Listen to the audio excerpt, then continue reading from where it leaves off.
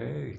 All right. This is a continuation of the last week's part one of Zen and Martin Buber. So if you didn't watch, or if you didn't see the first part, you probably want to see that first before watching this. So go ahead and go back to the other one first. But I'm sure you can get something out of this one too if you're not interested in finding the other one. We're gonna continue to look at the teachings of Martin Buber, who is a Jewish theologian that wrote in the, I believe, the 50s, 60s, 70s, in that time frame, 1950s, 60s, and 70s. So post-Holocaust. He's German, and he wrote something very, very powerful and influential writing for our time called "I and Thou." And in previous classes, we looked at how the Jewish concept of God has really changed and evolved over time. And we see that continual evolution in Martin Buber's writings and thoughts about how do we actually, like, what is God? How do we come in contact with God? And the basic overview message here is that God is found in relationship, in relationships, plural. That's where we can find God, in our relationships. And then he starts to define more and more clearly what that might entail or look like. It's very philosophically oriented. So if you have a thirst for philosophical writing, this might be something that interests you.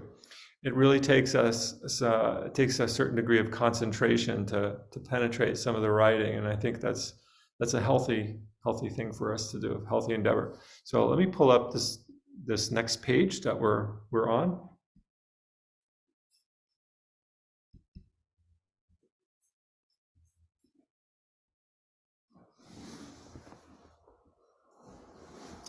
Now, the translator, this was originally in German, and the translator chose to use male language, male pronouns, etc., for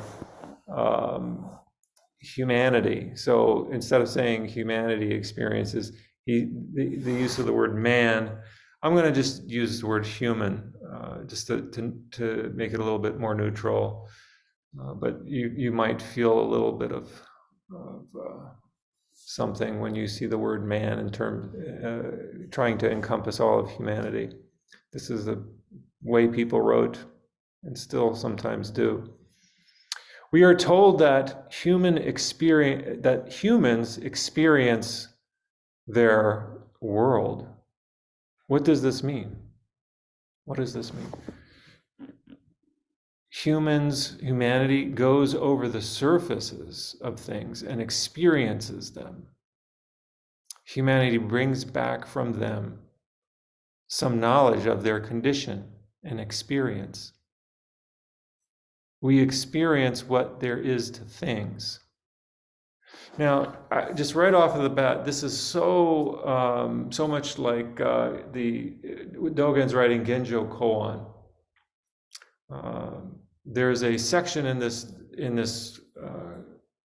fascicle called Genjo Koan of Zen Master Dogen. He wrote it in the 13th century, right at the start of it, and it's a seminal writing of Dogen. So this is a kind of a connection piece between what Martin Buber is writing and what Dogen had written some 800 years earlier. Dogen writes that you go forward and experience myriad things is delusion. Right? So this whole section here, he's setting us up. Martin Buber is setting us up. Right? He's talking about how we go through the world, and we desire as individual selves, perhaps, to experience things, or we have an experience of the world. Right? He says humans go over the surfaces of things and experience them and bring back from them some knowledge. So you have an experience, maybe you go to Alaska or you go to South America or something, and you have an experience, and then you bring back some knowledge from that experience. And we value that. in our society. Or you get some job and now you have some experience with the job, and then people will hire you because you have experience. We value that in our culture. But Buber is talking, he says, then the second line, he says, but it is not experiences alone that bring the world to humans, to us, that bring the world to us. It's not experiences alone that bring the world to us. What does that mean? What does that mean? It's not experiences alone that bring we don't, the world isn't just made up of our experiences. In other words, going out to experience certain things. The world is not just made up of our experiences. I'm going to go do this, whatever this might be. It's not experiences alone that bring the world to us. For what they bring to us is only a world that consists of it and it and it, of he and she and she and it. I experience something.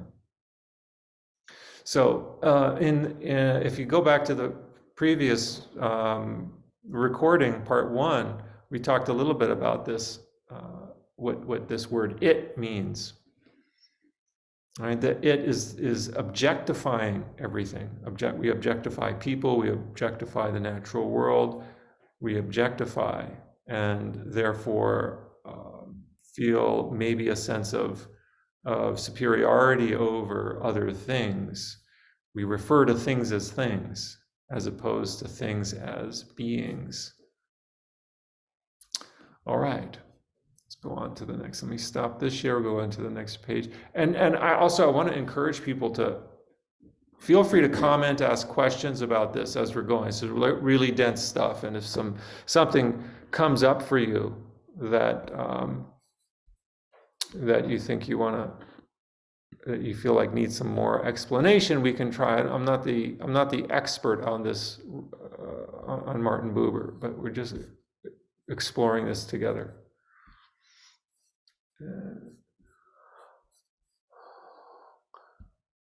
All right, then I'll ask Heather, do you want to read the next page?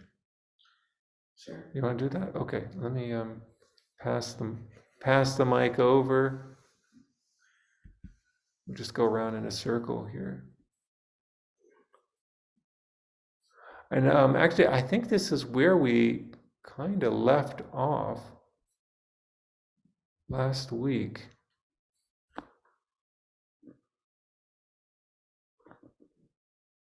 Wait a minute. All right, here we go.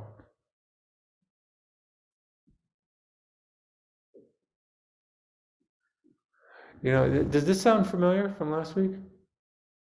No? No? Okay, all right. Well, maybe we're on to something then. Okay, so all this is not changed by adding inner experiences to the external ones. Okay, starting at the top here.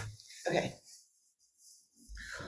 All this is not changed by adding inner experiences to this external ones, in line with the non-external distinction that is born of mankind's craving to take the edge off the mystery of death.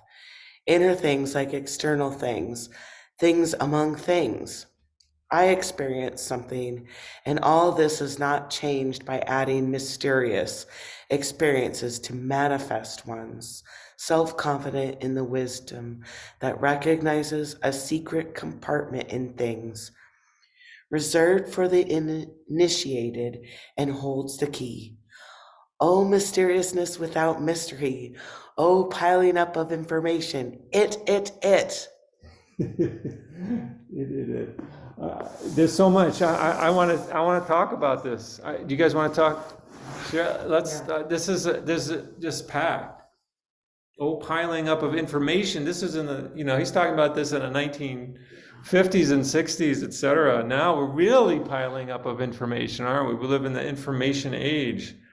But here's the thing: is that even meditation is often considered an internal experience, an inner experience. And he's saying even that this is not we have to be careful there too.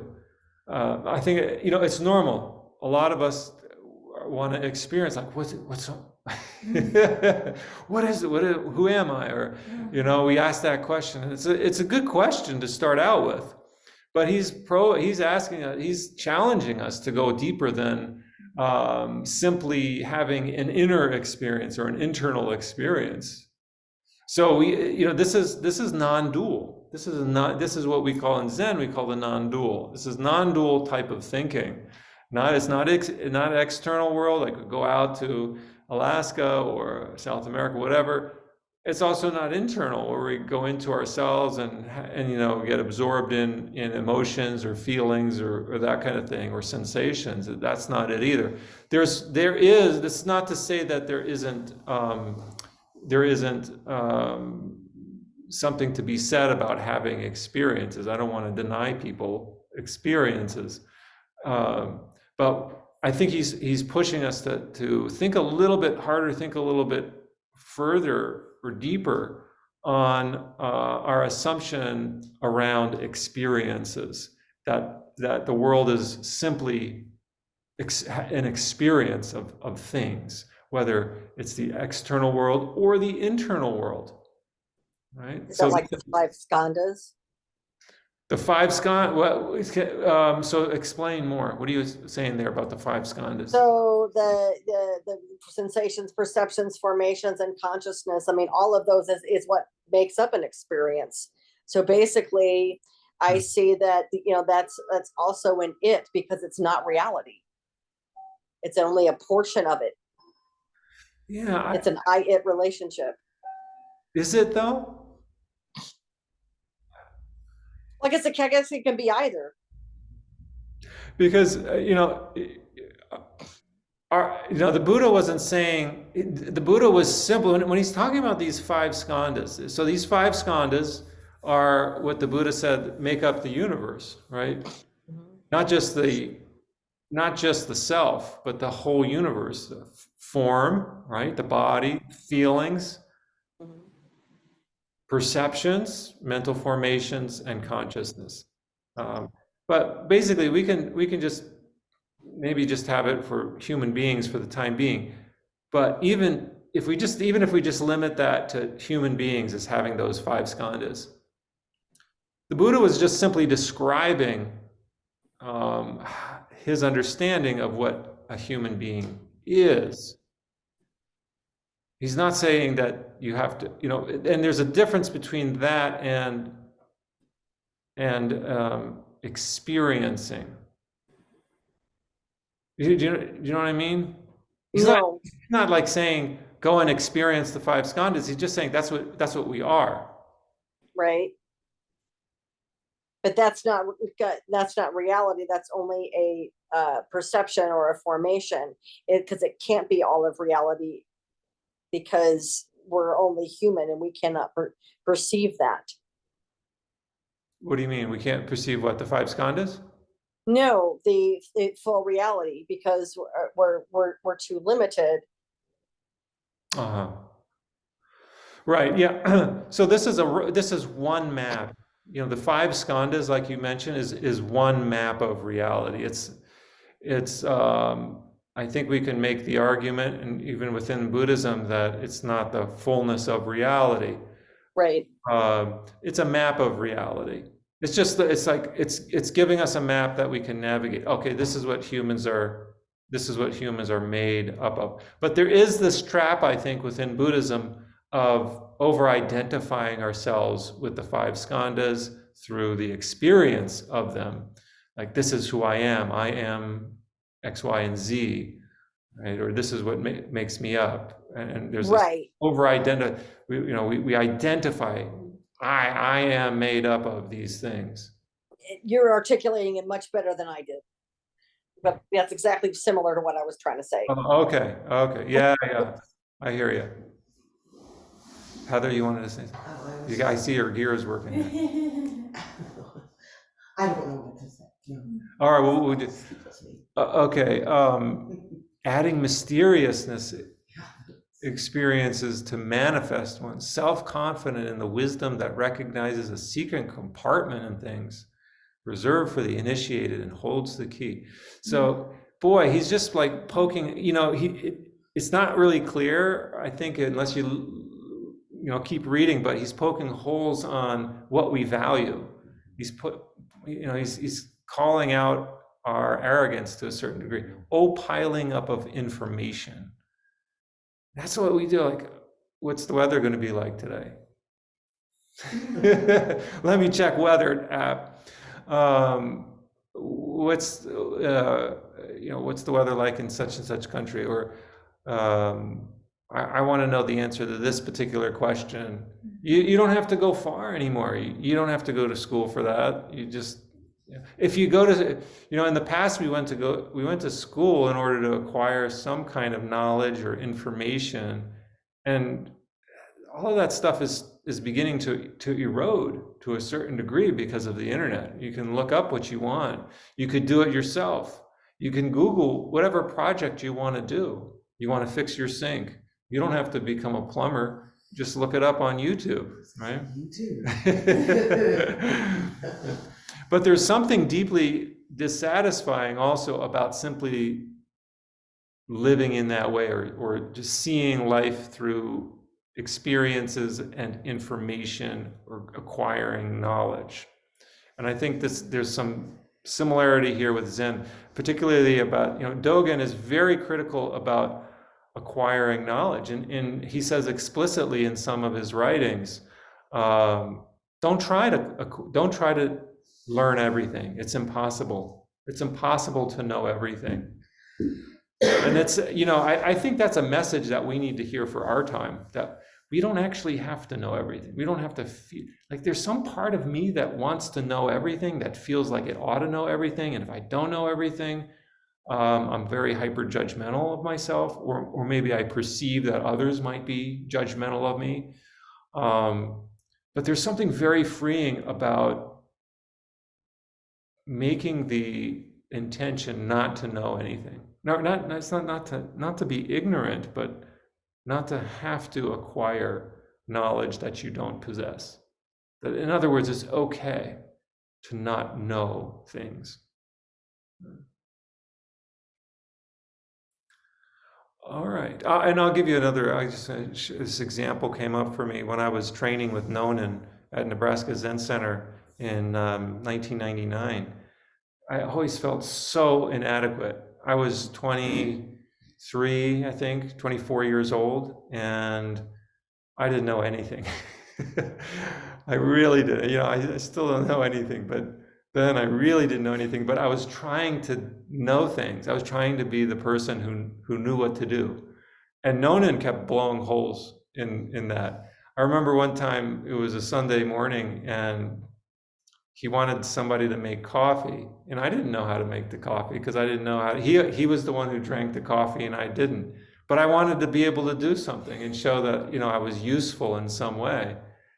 And so I said, I'll make it. And I figured I'll just figure it out. I'll figure out this machine. I can figure it out.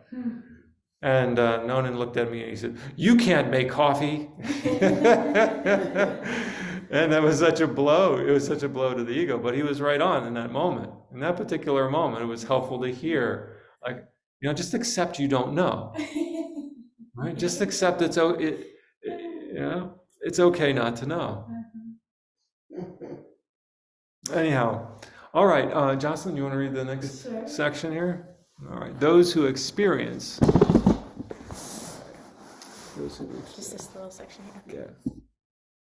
Those who experience do not participate in the world, for the experience is in them and not between them and the world. The world does not participate in experience. It allows itself to be experienced. But it is not concerned, for it contributes nothing, and nothing happens to it.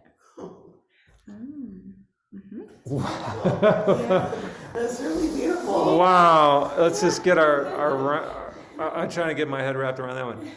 those who experience do not participate in the world, for the experience is in them. In other words, it's not a relationship.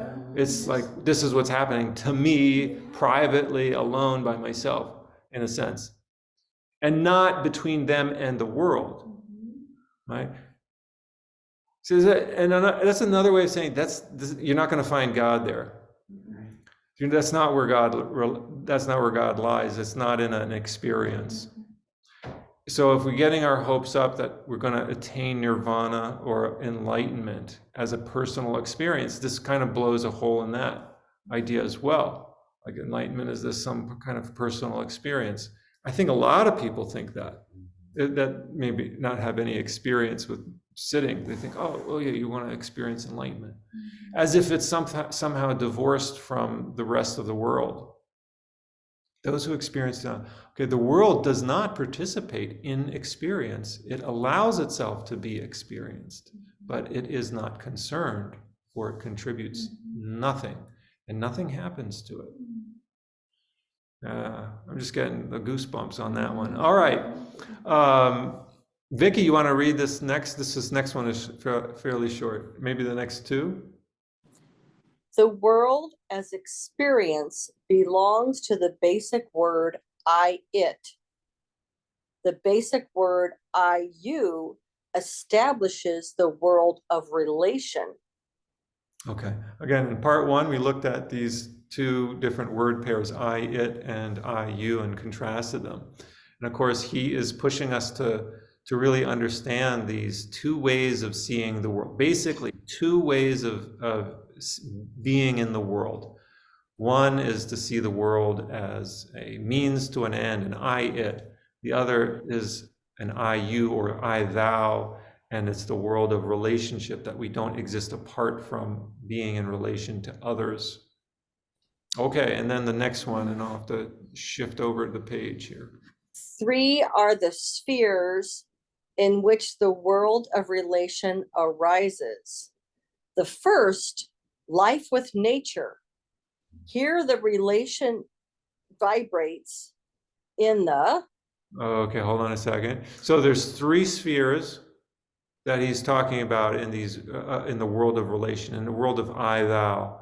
And that the first one is life with nature. Okay, so he's going to describe these 3. The first one being life with nature. The second one, let's see.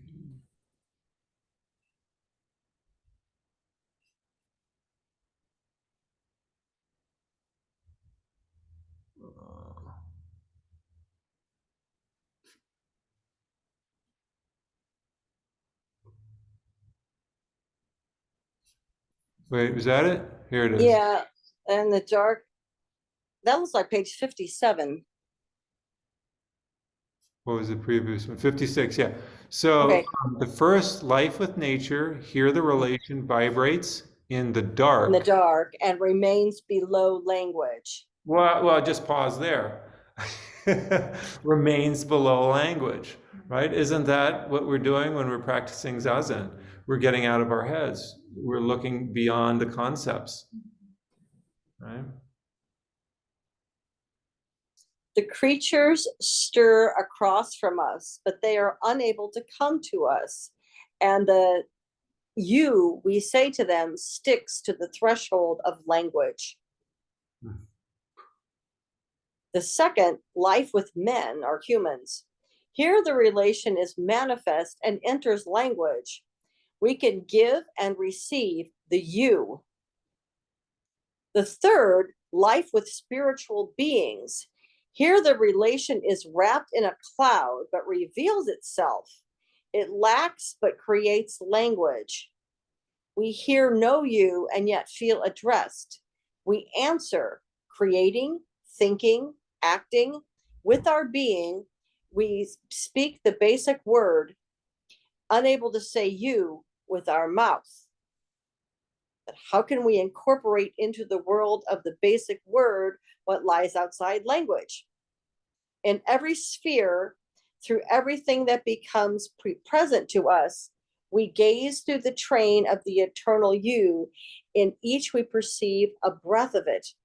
In every you, we address the eternal you in every sphere according to its manner. And I am lost. What was the second?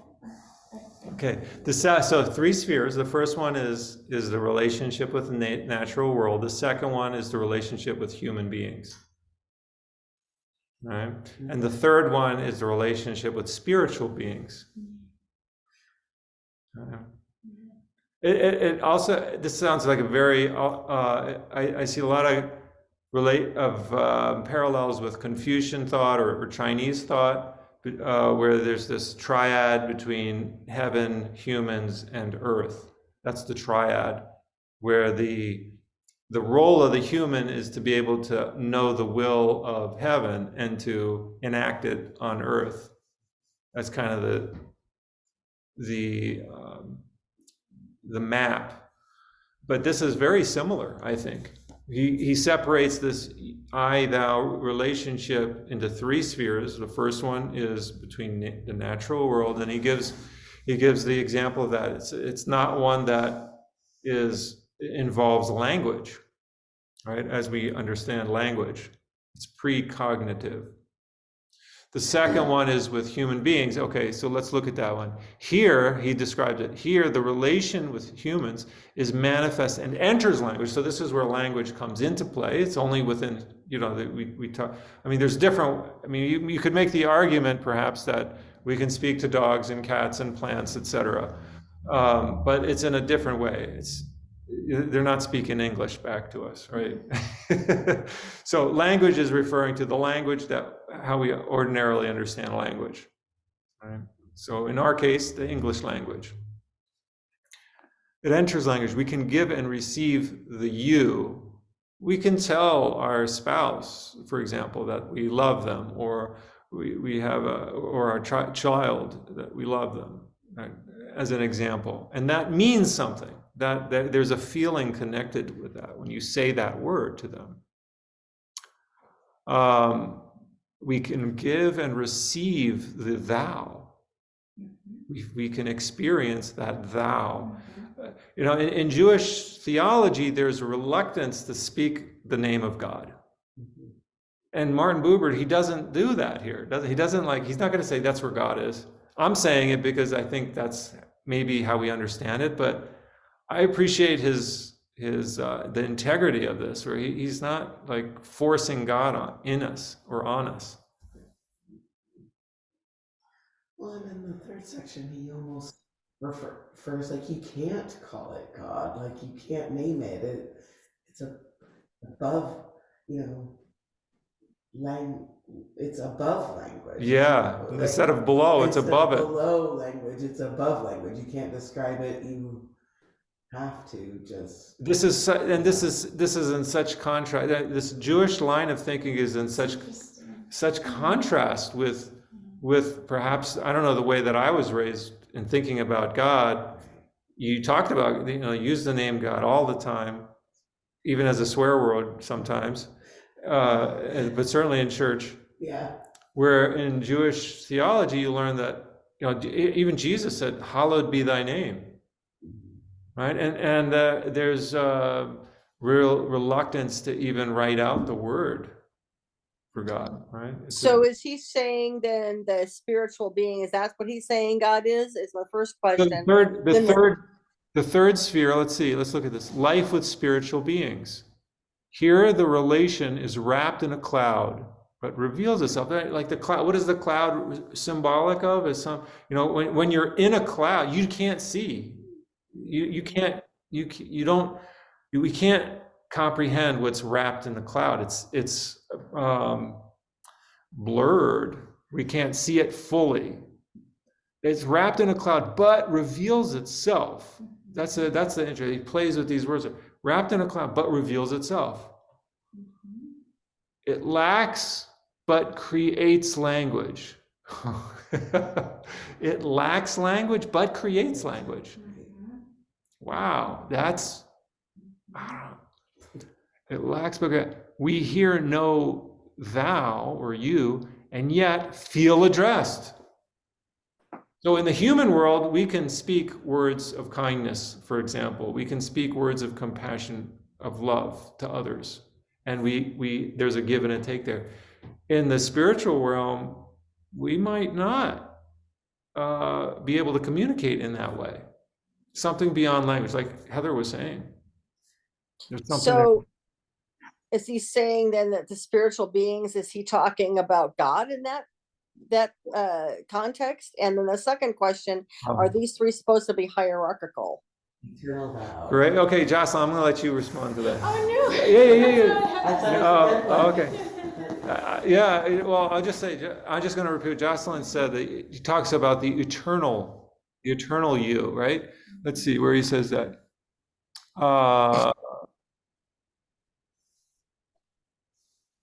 Yeah, in every you, we address the eternal you. In every sphere, according to, actually, this eternal you is in all three of these spheres.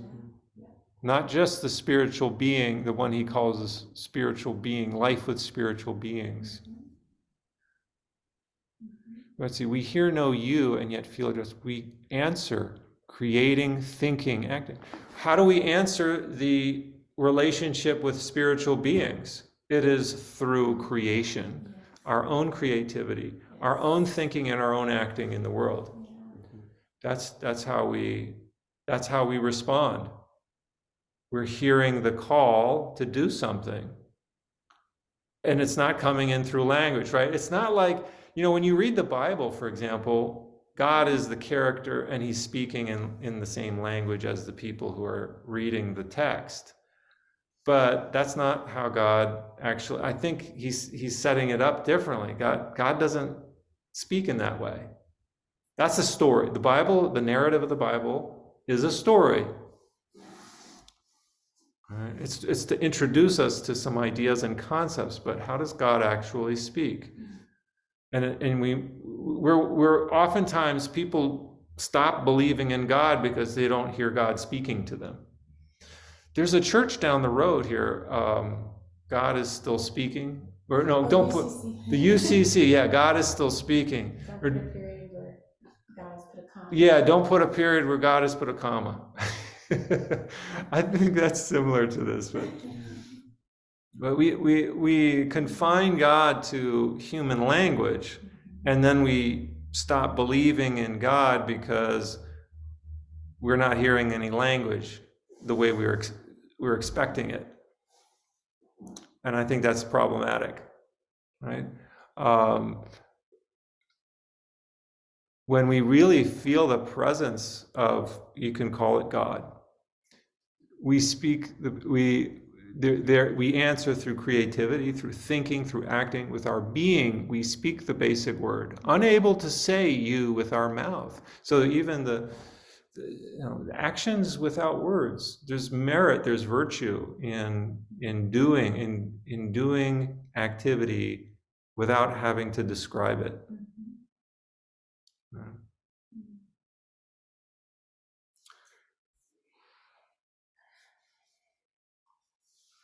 And I'm just noticing we've just come to our time here, so let's this is a good place to close. Next time we'll go to part 3.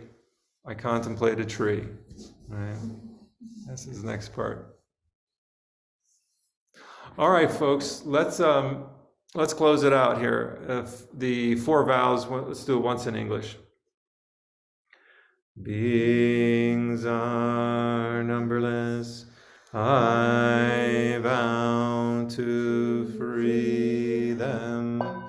Delusions are inexhaustible. I vow to end them. Dharma gates are boundless. I vow to master them. The Buddha way is unsurpassable.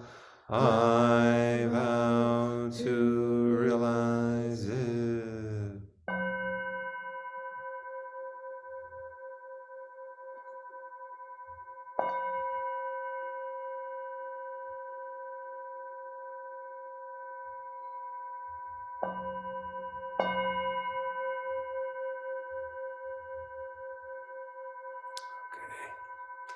Thanks, everybody. All right. Thanks, Vicky. Thank We'll you. see you tomorrow, Vicky. Sounds good. All right. Take care, Seikai.